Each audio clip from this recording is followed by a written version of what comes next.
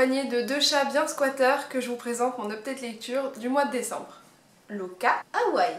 Ce mois-ci, j'ai lu 5 livres et je vais vous les présenter tout de suite. Le premier que j'ai lu, c'est Une braise sous la cendre de Sabaa Tahir. Il m'avait été offert par Coralie, que je remercie encore une fois, et que j'ai personnellement lu en anglais. Pour replacer le contexte de ce bouquin, on va suivre deux personnages principaux qui sont dans un univers qui est un petit peu complexe, mais qu'on parvient assez vite à comprendre. On y suit de prime abord le parcours de Layla qui évoluait autrefois dans un monde qui était plus ou moins en paix. Son village et son pays étaient instruits, tout se passait bien, les gens étaient plus ou moins libres et égaux et pouvaient exercer les professions qu'ils le souhaitaient.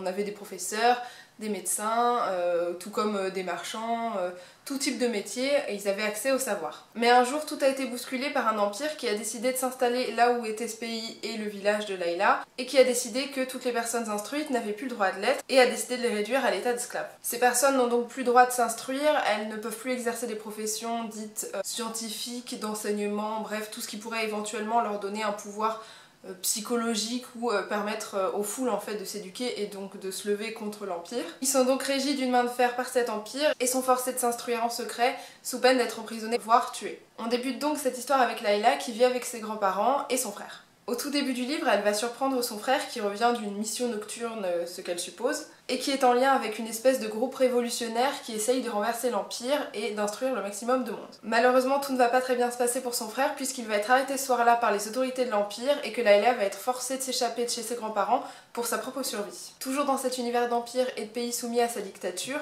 on rencontre aussi Elias qui lui fait partie de l'Empire, c'est un enfant de l'Empire en fait. Il est éduqué dans une sorte d'institution qui permet de former des soldats qu'on appelle des masques et qui sont en gros formés pour devenir des tueurs professionnels. On s'aperçoit assez vite dans l'histoire qu'Elias est plutôt pas d'accord avec les agissements de l'Empire et qu'il a plutôt pas envie de continuer dans cette lignée. Voilà pour ce qui est du résumé, je vais pas vous en dire plus parce qu'évidemment vous vous doutez que le parcours de ces deux personnes vont forcément se croiser. Maintenant j'ai pas envie de vous dévoiler pourquoi et comment, sinon je vous cacherai un petit peu la découverte de l'histoire et toutes les surprises qui vont avec. J'ai dans l'ensemble bien aimé ce bouquin, même si je pense que j'ai pas été aussi soufflée que la plupart des gens qui l'ont lu puisque j'en ai entendu de très bons avis, la plupart étaient relativement dithyrambiques. En soi, c'est un bon livre, mais quelques éléments m'ont un petit peu déçue. Pour ce qui est de la construction du récit, on a un chapitre sur deux qui est consacré à l'un des deux personnages. Ce sera un coup Elias, un coup Layla. L'écriture de l'auteur est assez fluide, j'ai pas eu de soucis de ce côté-là, c'est assez facile à lire et l'auteur sait bien nous plonger dans son univers. Le côté chapitre alternatif m'a plutôt plu, même si je l'ai trouvé un petit peu déroutant à certains moments. Ce qu'il faut savoir, c'est que l'action est plutôt bien répartie dans le bouquin. Le seul souci que j'ai eu avec ça, c'est que parfois on est un petit peu resté sur notre faim à la fin de certains chapitres. On va se retrouver avec un chapitre consacré à l'un des personnages qui est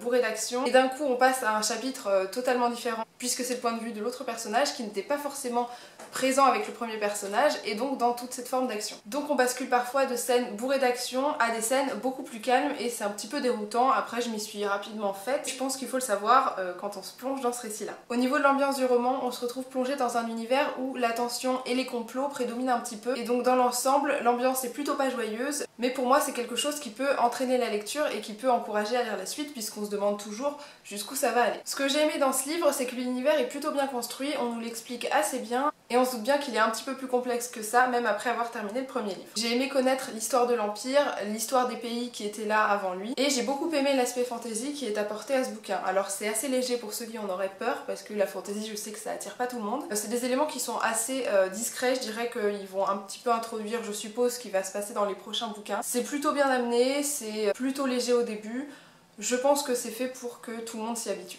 J'ai bien aimé aussi les indices qui sont glissés ici et là dans le roman afin qu'on se pose des questions et qu'on essaye de dénouer un petit peu l'intrigue nous tout seuls. Certaines des scènes m'ont un petit peu rappelé Hunger Games, même si c'est pas tellement la même chose. On a vraiment des scènes qui peuvent être en termes d'action assez sanglantes mais qui personnellement m'ont pas du tout dérangé. Après il y a des éléments qui m'ont vraiment gêné dans ce livre et qui sont pour moi très caractéristiques des romans jeunes adultes. L'un de ces éléments c'est un grand classique des bouquins jeunes adultes et c'est le fameux triangle amoureux.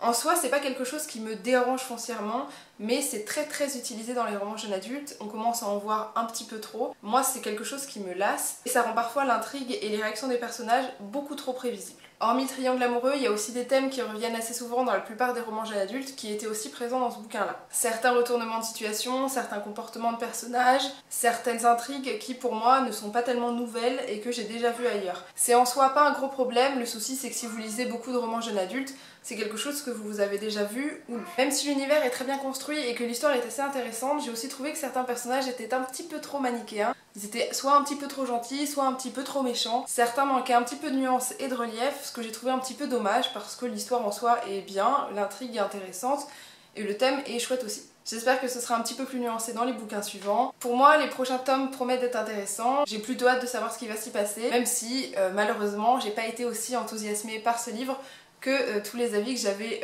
vus sur YouTube. C'était une bonne lecture et je la recommande à ceux qui voudraient éventuellement découvrir l'univers fantasy parce que c'est très léger et que c'est peut-être une bonne introduction à ce style de lecture. J'ai ensuite lu un livre que j'avais très hâte de lire puisqu'il s'agissait de la suite d'un de mes livres préférés de l'année 2015, à savoir Le Joyau d'Amy Ewing. Ici j'ai donc lu La Rose Blanche d'Amy Ewing toujours. Je pense que je ne ferai pas de nouveau résumé de La Rose Blanche puisque j'en ai fait dans pas mal de vidéos, mais si le résumé vous intéresse, je vous conseille évidemment de vous intéresser au résumé du Joyau puisqu'il s'agit du premier tome, parce que si vous lisez le résumé du deuxième, vous spoilez sur le premier. Ce que j'ai apprécié dans ce bouquin, c'est que l'histoire était plutôt bien introduite et que si vous n'aviez pas lu le premier tome et que vous en aviez oublié les éléments principaux, le deuxième tome se chargeait de vous rappeler les éléments principaux et c'est ce que je trouve chouette. Parce que si on n'a pas replongé le nez dans le premier livre, on a tendance à oublier certains trucs. Ça nous évite d'être paumés et de moins bien rentrer dans l'histoire. J'ai trouvé que le premier tiers de l'histoire était pas mal chargé d'action, qu'on s'ennuyait pas du tout, qu'il y avait pas mal de choses à lire, à voir et qu'il y avait pas mal de retournements, rebondissements. Que du coup on rentrait très facilement dans le livre puisqu'on rentre tout de suite dans un moment d'action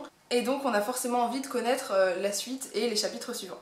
Malheureusement, on sent bien que c'est un deuxième tome, puisqu'après cette partie d'action, on a vraiment une forme d'installation de l'intrigue et du final en fait qui se trouvera dans le troisième tome. C'est pas inintéressant, mais ça contraste vachement avec le démarrage en trombe, on va dire, de la première partie du livre, puisque là, on va plus prendre le temps de voir ce qui se passe autour de nous, pour le personnage, de mettre en avant les enjeux et de voir comment l'histoire va probablement se dérouler. L'écriture de l'auteur est toujours aussi fluide, on rentre très facilement dans l'histoire comme je le disais tout à l'heure. En tout cas pour ce qui est de la VO, le texte est super bien articulé et ça se lit très vite. Ce que j'ai pas mal aimé aussi, c'est qu'on approfondit pas mal notre connaissance du joyau et de son univers. On en apprend un peu plus sur les cercles extérieurs, ce qu'on avait peut-être un petit peu moins dans le premier. Et j'ai trouvé ça très chouette d'avoir toujours plus d'infos sur cet univers qui personnellement m'intéresse énormément, me fascine et me terrifie à la fois. Un autre point fort de ce bouquin, ce sont les descriptions qui, comme dans d'autres livres, permettent très bien de rentrer dans l'histoire. Elles sont plutôt bien faites, servent plutôt bien le récit et ne nous ennuient pas mais entretiennent notre envie de connaître la suite du livre. Si certains n'avaient pas aimé l'ambiance peut-être un petit peu huis clos du tout premier livre, ici ça change un peu, on voit un petit peu plus de monde, un petit peu plus de choses, donc si jamais c'est quelque chose qui vous avait un petit peu freiné dans le premier livre et qui vous avait peut-être ennuyé, ici ça change et c'est plutôt très cool. Enfin, j'ai toujours aimé, l'une des raisons pour lesquelles j'avais beaucoup aimé le premier bouquin, c'est l'ambiance et la tension qui sont générées dans ce livre-là. On retrouve un petit peu cette tension qu'on avait dans le premier tome, elle est un petit peu différente parce qu'évidemment l'histoire évolue, mais elle est toujours là et c'est pour moi l'une des raisons pour lesquelles j'avais envie de connaître la suite de l'histoire.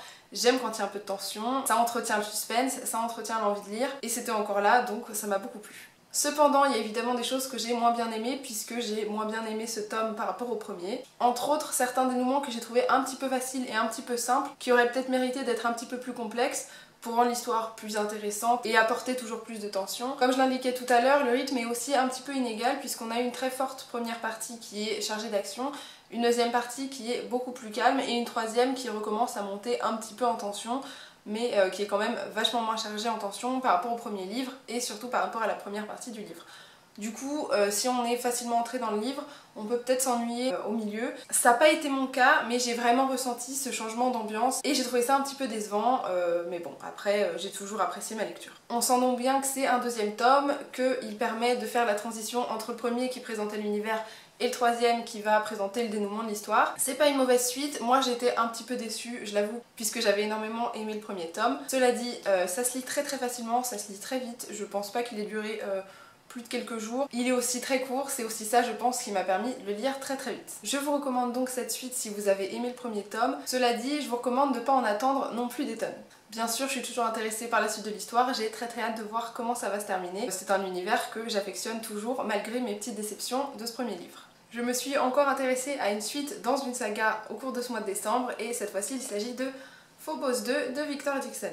Pour replacer rapidement le contexte de Phobos, en tout cas du premier livre, on a donc affaire à une société qui a racheté la NASA et qui a couplé la conquête spatiale avec une émission de télé-réalité. 6 filles et 6 garçons sont donc envoyés dans un voyage vers Mars, pour y atterrir évidemment.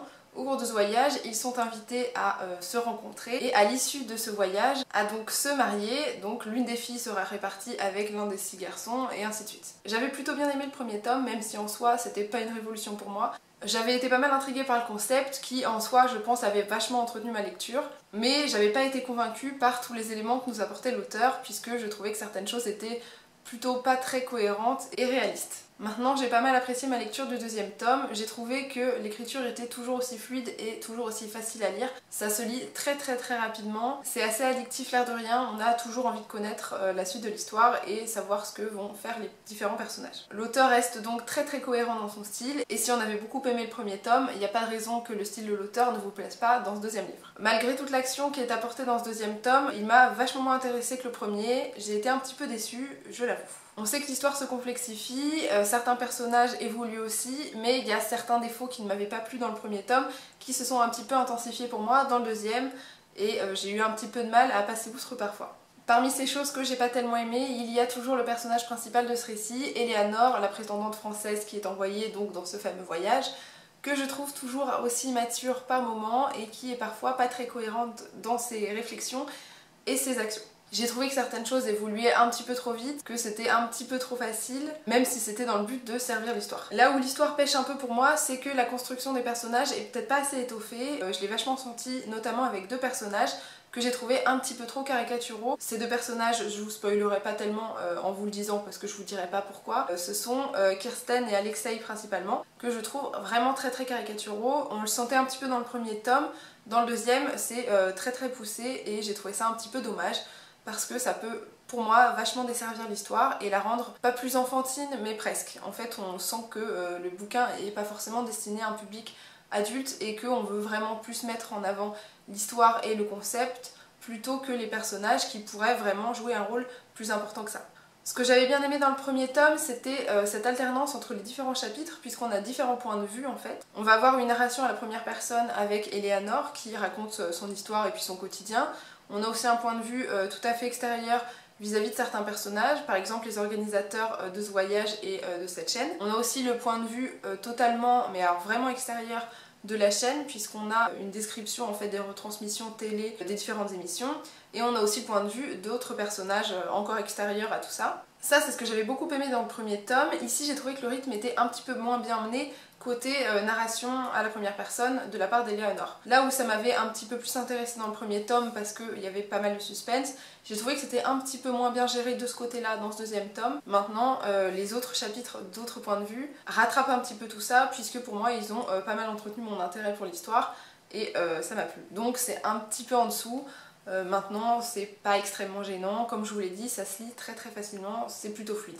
Après, ce que j'apprécie beaucoup dans ce roman, c'est plutôt son concept et l'aspect science-fiction qui est assez poussé, les inventions qu'on va découvrir, toute l'intrigue et tout le suspense lié forcément à cet aspect science-fiction et à cet univers qu'on connaît pas du tout. Moi personnellement, des gens qui sont envoyés sur Mars, je ne vois ça que dans des récits et des films, j'ai jamais vu ça en vrai, forcément ça m'intrigue. Évidemment, lié à la fin du premier tome, on a un tout petit peu plus de tension que dans le premier, ce que j'ai pas mal aimé puisque pour moi la tension c'est toujours quelque chose qui encourage à lire la suite de l'histoire. On a forcément envie de savoir ce qui va se passer ensuite. On s'entraîne bien dans ce schéma-là et l'auteur a plutôt bien réussi à le faire. Enfin, j'ai pas mal aimé découvrir d'autres personnages qu'on avait un petit peu moins vus dans le premier livre, qui permettent d'apporter toujours un petit peu plus de relief et de tension à l'histoire. C'était plutôt cool d'en apprendre plus sur eux et j'espère qu'on en saura toujours plus dans le livre suivant parce que quand je l'ai présenté la première fois, je disais que c'était une duologie, mais apparemment on a bien un troisième tome de prévu. Ça vaudrait mieux d'ailleurs avec la fin de ce deuxième livre. Donc dans l'ensemble, je recommande plutôt cette suite à ceux qui ont aimé le premier tome. Pour moi il était un petit peu en dessous, maintenant ça se lit toujours très facilement, l'histoire est intéressante tout de même. Je pense qu'on peut y aller sans trop de risques, j'ai plutôt vu des avis positifs sur ce deuxième livre, c'est donc peut-être très personnel pour moi. Avant-dernière lecture de mon mois de décembre 2015, il s'agit de Vilaine fille de Megan Abbott. Je l'avais présenté dans mon book haul du mois de novembre et ce fut pour moi une déception. En fait, je m'attendais pas tellement à la tournure qu'a pris l'histoire et je m'attendais pas vraiment en fait à ce type de thriller là finalement. J'avais fait un résumé plutôt rapide et là je vais en faire un très rapide. On nous présente dans ce récit deux personnages principaux, voire trois. Les deux premiers personnages principaux sont deux filles, deux meilleures amies qui sont cheerleaders au sein d'un lycée américain, qui sont plutôt populaires puisque le fait d'être cheerleader leur apporte de toute façon, comme elles le disent, une cheer célébrité. Elles sont donc belles, bien musclées, très populaires dans leur lycée et font un petit peu leur petite loi. Sauf qu'un jour, l'univers qu'elles maîtrisaient plutôt bien est bouleversé par l'arrivée d'une nouvelle coach qui va venir les entraîner pour les préparer à la saison qui arrive. Cette nouvelle coach va se faire une place. Je dis cette et j'insiste parce que quand je l'ai présentée et quand j'ai lu le résumé, je pensais sincèrement qu'il s'agissait d'un coach. Et c'est ce qui pour moi m'a vraiment induit en erreur et en fait a changé complètement ma perception de ce livre. Là où je m'attendais voir un homme en fait manipuler un groupe de filles, ça n'a rien à voir avec ça puisqu'il s'agit d'une femme et donc les enjeux sont totalement différents. Donc quand cette coach arrive, puisqu'il s'agit finalement d'un des personnages principaux de ce récit, elle va un petit peu avoir une espèce d'emprise psychologique sur ces jeunes filles. Et c'est là où va avoir lieu ce fameux thriller, et donc là on entre dans un thriller psychologique. Là où ce roman m'a déçu, c'est que j'ai trouvé le rythme très inégal et pas forcément accrocheur. J'ai beaucoup aimé l'introduction de ce roman, on sent bien qu'on va entrer dans un thriller psychologique avec vraiment un thème d'emprise psychologique en fait, de manipulation plus ou moins, de la coach en fait, envers certaines de ses recrues, puisque certaines ne vont pas forcément se laisser faire et veulent aussi leur part du gâteau dans l'emprise sur le groupe. Là où j'ai trouvé que le roman était bien introduit, c'est qu'on a une espèce de phrase d'accroche prononcée par la coach qui pour moi résume vraiment très bien l'ambiance de ce récit. Cette phrase peut correspondre à ce roman comme à pas mal d'autres récits, voire même à la vie en général, et il s'agit de « Il y a quelque chose de dangereux dans l'ennui des adolescentes ». Et ça, je trouve ça tout à fait vrai parce que ça correspond un petit peu à nos générations, ça correspond à ce livre, ça peut correspondre à pas mal de choses, ça m'a d'ailleurs rappelé un petit peu Virgin Suicide, dans le sens où c'est un âge où on se cherche et on a envie de tenter pas mal de choses pour voir ce qui va se passer, comment va réagir notre entourage et un petit peu tester nos limites. Même si l'intrigue est plutôt bien amenée au tout début, on sent bien vite au bout d'une trentaine de pages que l'histoire met un petit peu plus de temps à se poser et qu'on va prendre un très long moment pour installer le récit. Dans un sens, même si c'est pas tellement l'objet principal de ce récit, ce bouquin m'a plutôt rappelé le film, parce que j'ai pas lu le bouquin en fait, l'adaptation en fait cinématographique de Mélanie Laurent du bouquin Respire. S'il m'a rappelé ce film, c'est parce qu'on a vraiment, comme je le disais au tout début, une espèce d'emprise psychologique qui est faite sur les personnages et c'est plutôt bien fait. Même si le thème est en soi intéressant, ma lecture a été assez inégale et la fin je l'ai trouvée un petit peu confuse. J'ai eu beaucoup de mal à me mettre dedans, je me forçais un petit peu en fait à continuer l'histoire parce que j'avais pas envie de l'abandonner et que j'attendais vraiment de voir ce que ça allait donner à la fin. Ce que j'ai aimé et ce que certains peuvent éventuellement ne pas trop aimer, c'est un petit peu cette ambiance de huis clos, parce qu'on est vraiment dans un cercle restreint de personnes avec lesquelles on évolue, et c'est la même chose pour les lieux dans lesquels elles évoluent. La partie thriller est très rapidement abordée dans les toutes premières pages, mais finalement on va avoir une espèce de grosse partie d'installation de l'histoire, de mise en place en fait d'une ambiance, et le thriller qui est amené presque de façon détournée et présente presque comme quelque chose qui n'est pas tellement important et qui est quelque chose de secondaire par rapport à tout ce domaine psychologique qu'il y a dans ce livre. En soi, je trouve le concept assez cool. Maintenant, je l'ai pas trouvé très bien amené finalement. C'est ce qui fait que j'ai pas réussi à vraiment entrer dans l'histoire et que j'ai été assez déçue. Comme je le disais tout à l'heure, on a aussi une grosse partie de l'histoire, je dirais bien les 2/3, qui consiste finalement à installer le suspense final, qui sont un petit peu trop longues et qui, je pense, auraient mérité d'être un petit peu raccourcies, et je pense pas que ça aurait desservi l'histoire ni le suspense. Je pense que ça aurait pu être vraiment plus court et peut-être plus intéressant. C'était donc une lecture que j'attendais parce que la couverture comme son résumé m'intéressait beaucoup. Maintenant j'ai été déçue, je suis peut-être pas assez habituée à cette façon de faire. Je le recommande pas nécessairement, surtout si vous n'êtes pas habitué à lire des thrillers et des thrillers psychologiques qui plus est. Dernier livre et probablement ma lecture préférée de ce mois-ci, Shadow and Bone de Leigh Bardugo. Son nom est franchement difficile à prononcer, j'arrête pas de me planter. Je vous l'avais rapidement présenté dans un book haul, je crois, du mois d'octobre. Ici, on est dans un univers pour moi qui est un petit peu un mélange entre du fantastique et du fantasy. On va y suivre un personnage principal qui se prénomme Alina Starkov, qui est orpheline, qui a été élevée en fait dans un pensionnat avec son meilleur ami. Son meilleur ami, puisque quand j'ai présenté le livre, j'étais persuadée que c'était une meilleure amie, mais c'est un. C'est un univers donc qui a plus ou moins différents groupes de personnes.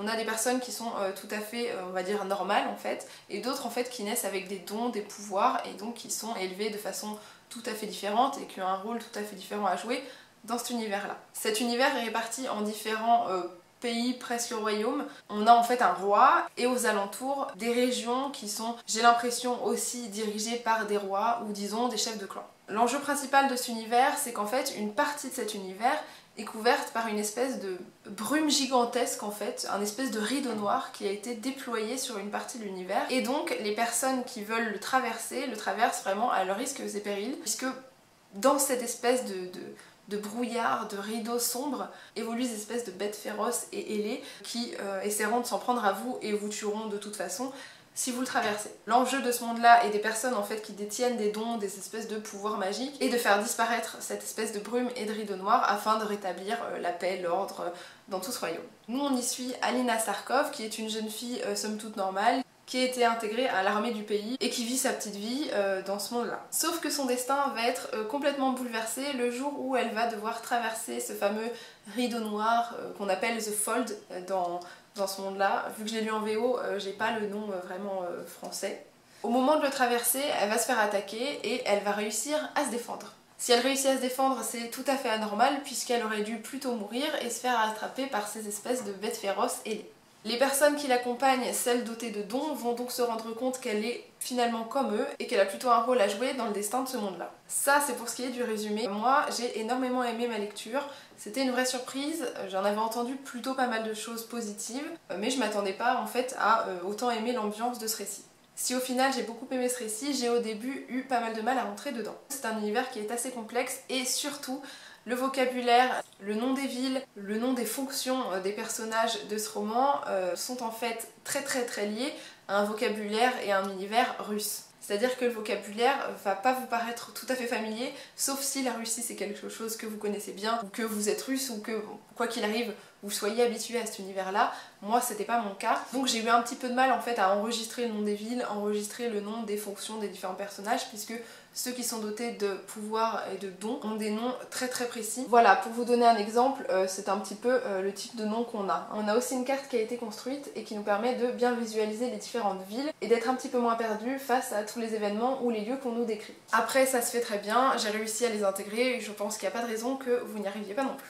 J'ai beaucoup aimé les aspects fantasy et fantastiques qui sont présents dans ce récit. On a un univers qui est assez bien construit, un monde qui est en fait assez complexe mais qu'on comprend quand même plutôt vite. Et je trouve que cet univers fantastique et fantasy apporte vraiment une aura, une ambiance très particulière à ce livre et qui m'ont personnellement beaucoup plu. Ce que j'ai beaucoup apprécié aussi, c'est que l'auteur a des vrais talents de conteuse parce que l'écriture est très fluide et une fois qu'on a un petit peu intégré ce vocabulaire un petit peu compliqué, on rentre très vite dedans et on s'intéresse vraiment beaucoup à l'histoire. Ce que j'ai beaucoup aimé aussi, c'est que la tension monte très progressivement dans ce récit et qu'au fil des pages et des chapitres, elle est de plus en plus intense et ça renforce forcément, comme je disais dans cette vidéo, l'intérêt pour la lecture et l'histoire. Je vais probablement me répéter un petit peu, mais j'ai beaucoup aimé la richesse du monde fantastique qui nous est présenté. Ce ne sont pas juste des personnes qui sont dotées de dons, mais un univers beaucoup plus complexe que ça. On essaie de nous présenter un petit peu pourquoi, comment et comment ça va évoluer, tous les enjeux qui sont liés à ces dons, à la construction de ce monde. J'ai trouvé ça très intéressant et j'ai aussi trouvé certains éléments étant une bonne introduction aussi au monde fantasy.